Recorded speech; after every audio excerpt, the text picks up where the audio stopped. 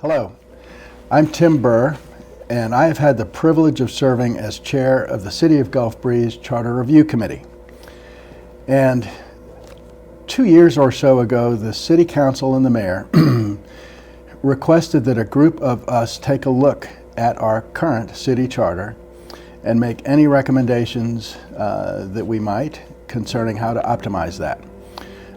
We had no other guidance or direction other than that. They left us to it and asked that we provide, at the end of our process, complete, unfettered input to them so that they could consider whatever we came up with by way of recommendations. So what I'd like to do today is to take you through who was involved in this, take you through the entire process, let you know what we did, how we did it, and what we came up with, and why we are making the recommendations that we've made. I should say also that the City Council and the Mayor have unanimously adopted that input, and it is going forward as a recommendation to you, the voters, in referendum form in November of 2022.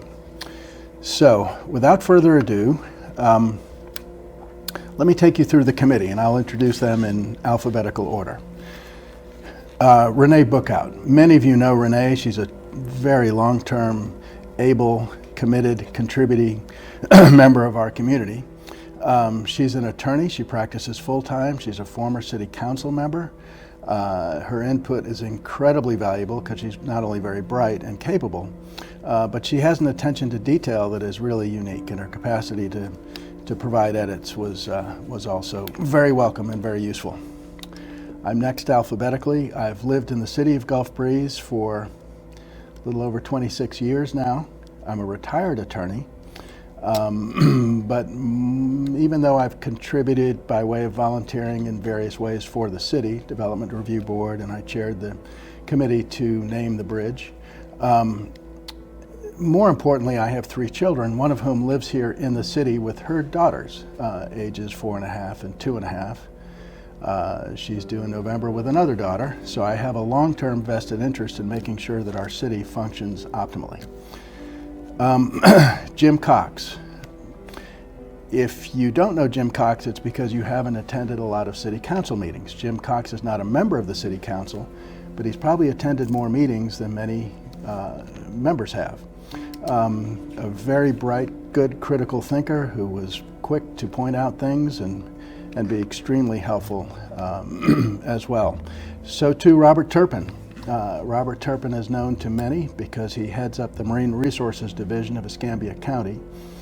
Long-term Gulf Breezer, very, very bright, strong, critical thinker who also provided extremely useful input as we went through the process.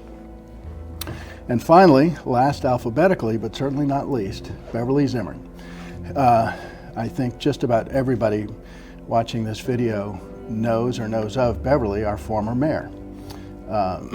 Beverly brought a lot to the table. Not only had she been a long-term community volunteer and helper in the areas of education and beyond, she's won Volunteer of the Year for our city twice, and in her service as mayor gave her a vantage point that no one else could really provide, that is having run the city herself as mayor.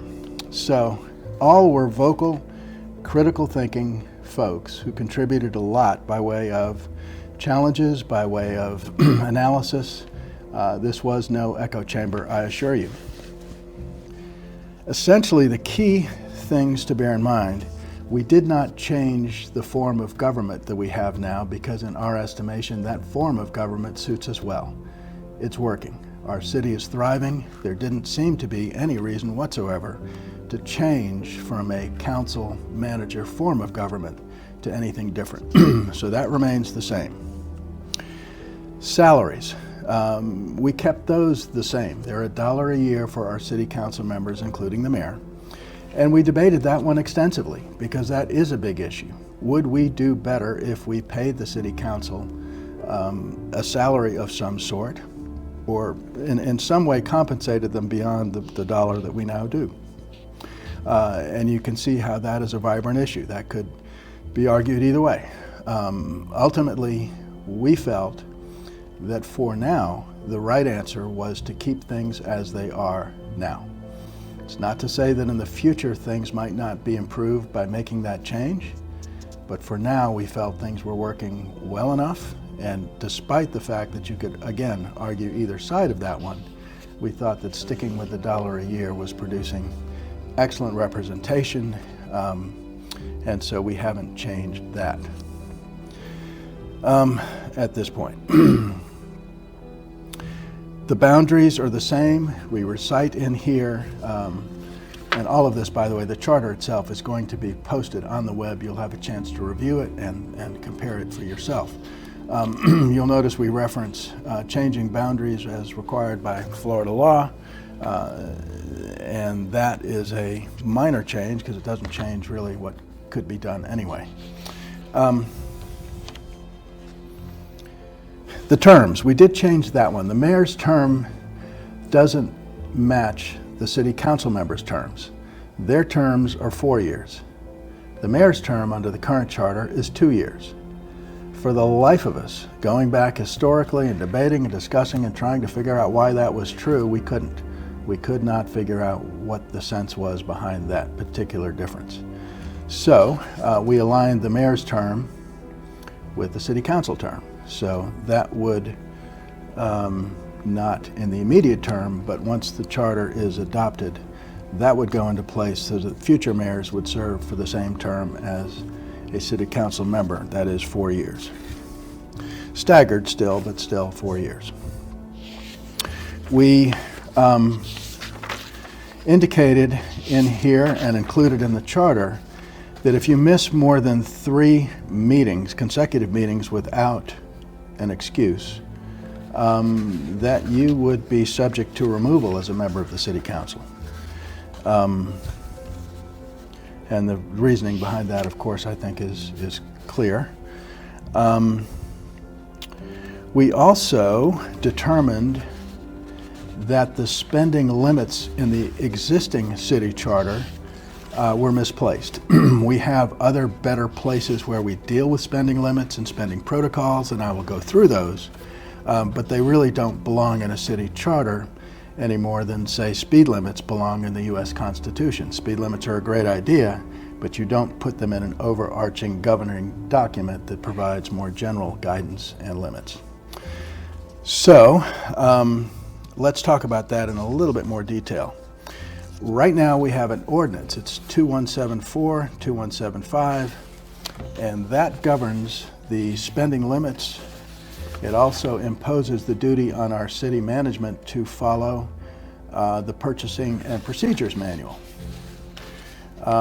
There's also a set of Florida statutes that govern how people can spend and require such things as competitive bidding over a certain threshold and other ways of making sure that we don't overspend or spend in ways that are unethical or improper in any way. This is our Gulf Breeze Procedures for Spending Manual. It's called the Purchasing Policies and Procedures.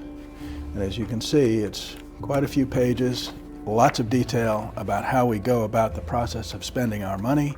It's comprehensive, it's essential. Again, it doesn't need to be part of the city charter because the city charter says that you have to follow this. So that's really all you need to say in the city charter about the spending limits.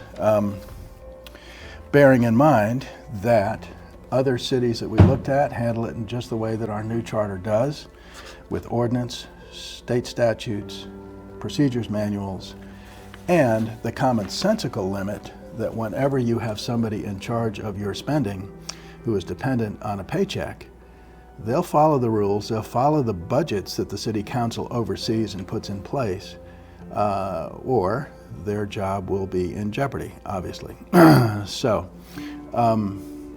But I can't stress enough the value of the budget too. The council will allocate certain funds for various projects, and those budgets and those numbers have to be adhered to. We have a detailed section on the duties and responsibilities of the city manager, and you'll find that in section 304B.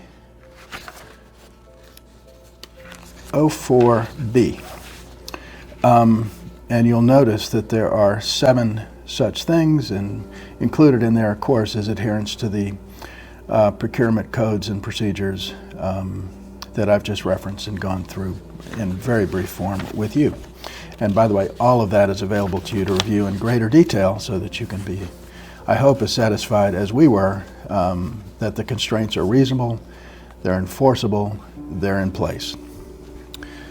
So, that is who worked on this. That is what we did. That is what we came up with, and that is why we came up with it. The vote will be in November the 8th of 2022, and I encourage every person to take a look for yourselves and come out and vote. Thank you very much.